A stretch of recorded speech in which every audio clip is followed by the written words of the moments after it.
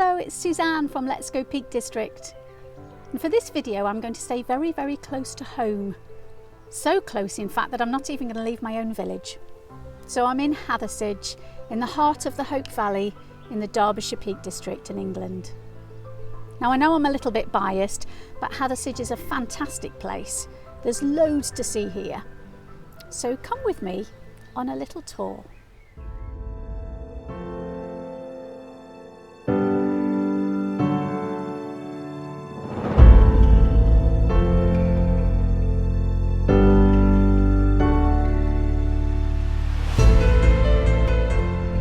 To start the story, I've come here. It's just a couple of miles north out of the village to Stanage Edge, which is this fantastic gritstone escarpment that you can see behind me. It runs for nearly 4 miles from one end to the other. It's not particularly high, it's only 458 metres above sea level at its highest point, but it's loved by rock climbers from all over the world. They call it God's own rock.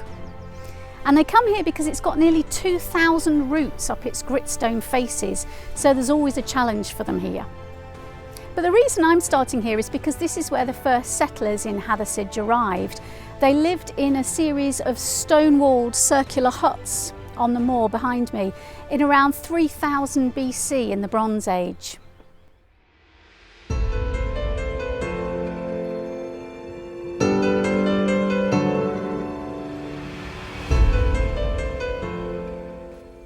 There's a bit of disagreement about the origins of the name Hathersage.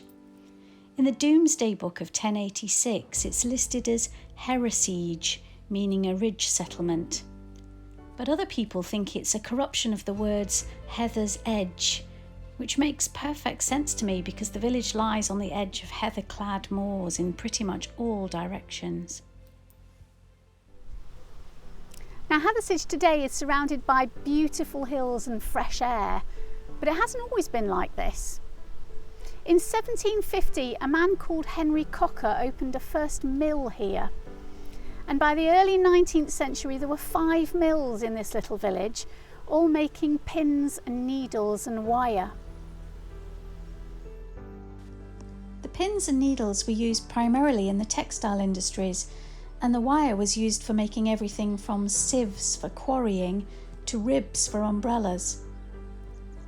Although water was initially used to power the mills, by the mid-19th century they were using steam, so the Hathersage of that time was often cloaked in smoke. The conditions for the people in the mills were pretty terrible too. The needles were sharpened on rotating wheels made of gritstone, and the air in the mills was thick with gritstone dust and fragments of steel. The average life expectancy of someone in the mills was only 30 years. There are still plenty of areas around Hathersage that are littered with abandoned millstones.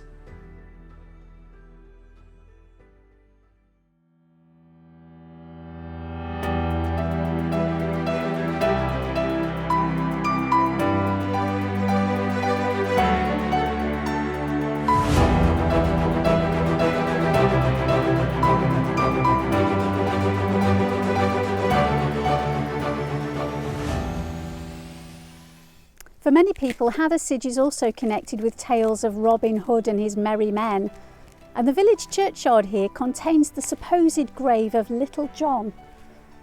In 1780, it's said that somebody unearthed a thigh bone here, no idea why, and it was supposedly 28.5 inches long, which would have made Little John over 8 feet tall.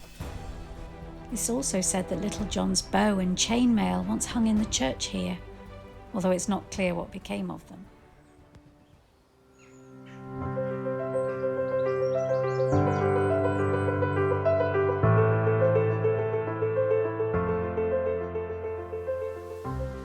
The other well-known person often associated with Hathersage is Charlotte Bronte.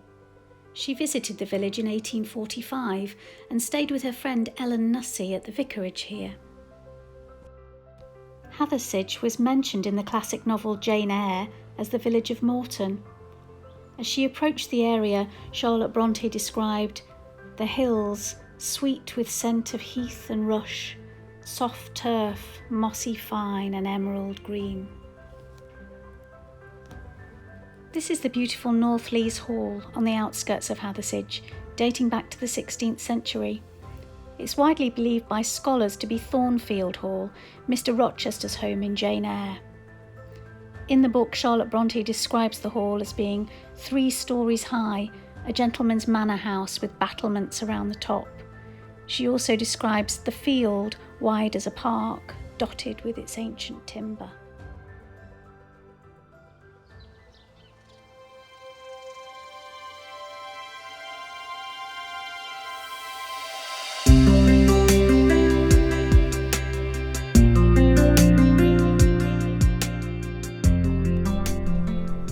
So Hathersage today is much more hospitable than it was for those earliest settlers under Stanage Edge.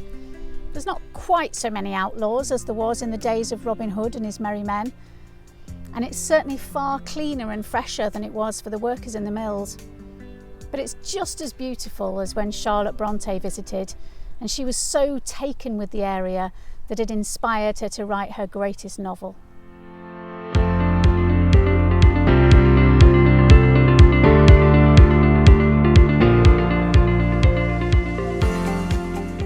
Today you'll find no shortage of pubs, cafes, restaurants and shops here, not to mention a beautiful open-air swimming pool that dates from 1936, one of only a few still surviving in the country, where you can swim and gaze up at the hills all around you.